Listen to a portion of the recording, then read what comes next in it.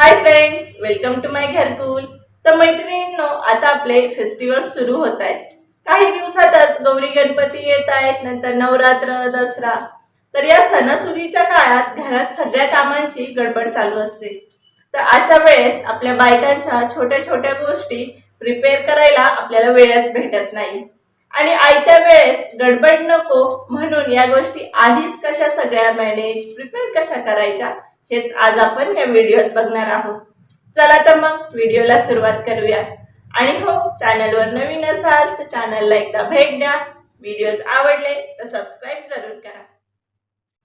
आता फेस्टिवलच्या काळात तर आपल्याकडे वेळ खूप कमी असतो। तर कधी आपल्याला छान तयार व्हायचं असेल, एखादी हेअरस्टाईल करायची असेल, खूप जास्त वेळ नसतो।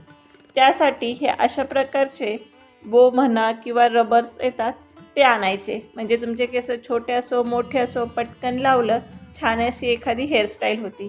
त्याच प्रकारे असे काही आपले रेडीमेड हेअरस्टाईलचे अंबाड्याचे पण येतात, तर तेही तुम्ही आणू शकता।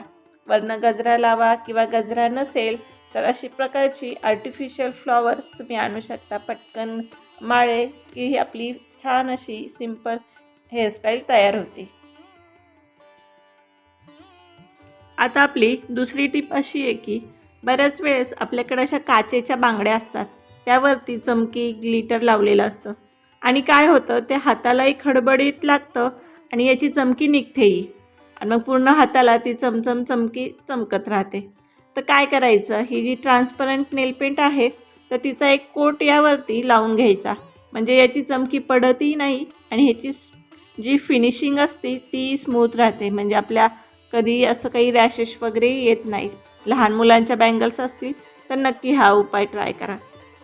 आता पुढची टिप अशी आहे की आपल्याला पटकन कुठेतरी कोणाच्या घरी एखाद्या फेस्टिवलला कशाला निमंत्रण असेल, जायचं असेल, एखादी साडी घालायची असेल आणि त्याचा ब्लाऊज फिटिंगला येत नाही।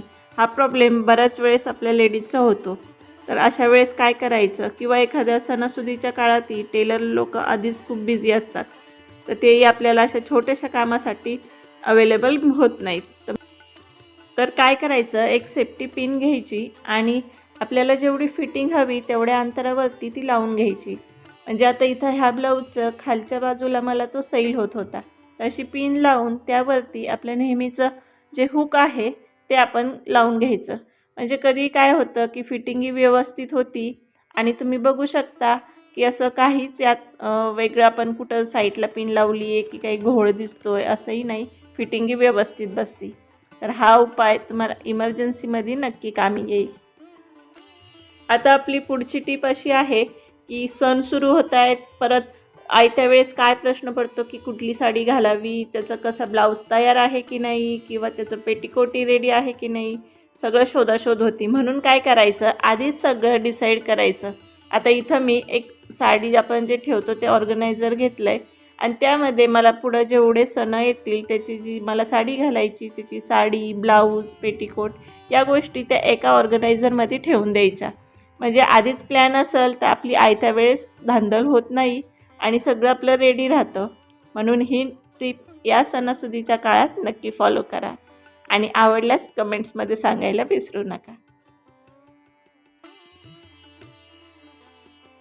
आता आपण साडी ऑर्गनायझरमध्ये एकावर एक साड्या ठेवतो, ब्लाऊज ठेवतो। बऱ्याच वेळेस काय होतं, आपले जे हेवी ब्लाऊज असतात त्याला आपण अशा प्रकारे लटकन लावतो।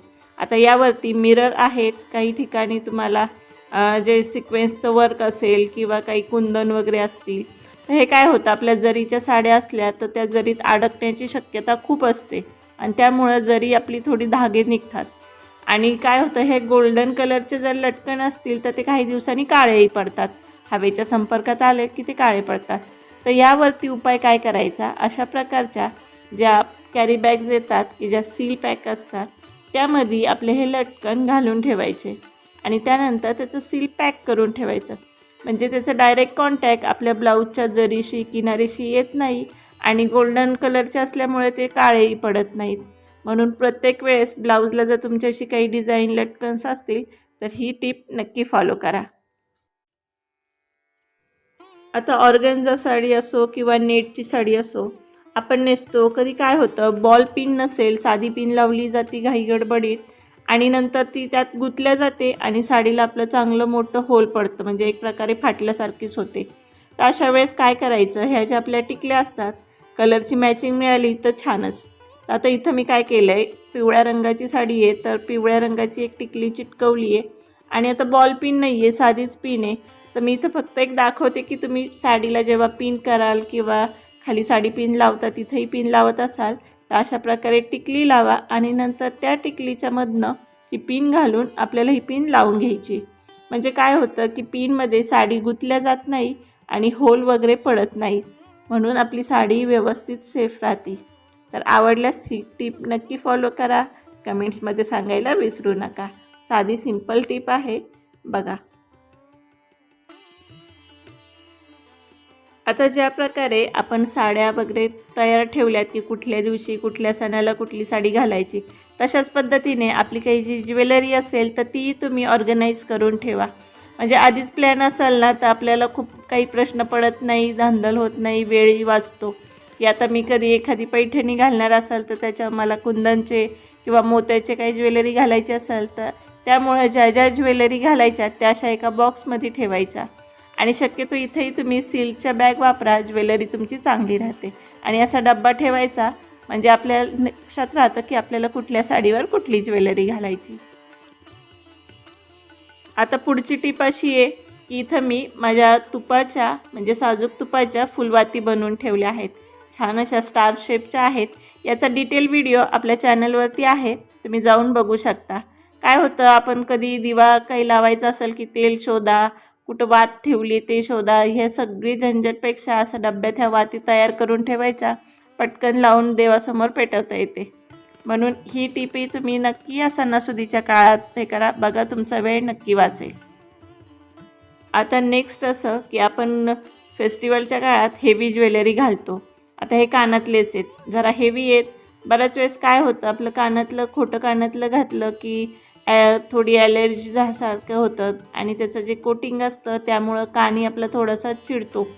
त्यामुळं तिथं थोडंसं ट्रान्सपरंट नेल पेंट किंवा तुम्ही वेगळ्या कलरची असली ती लावली तरी चालतं, काहीच आपल्या कानाला रिॲक्शन होत नाही. आणि आणखीन एक दुसरी टिप अशी की ज्यावेळेस आपण हेवी ज्वेलरी घालू तेव्हा कानाच्या होलवरती थोडंसं वॅसलीन लावा, बघा तुम्ही कसलाच तुम्हाला त्रास होणार नाही. तर कशा वाटल्या टिप्स कमेंट्समध्ये सांगायला विसरू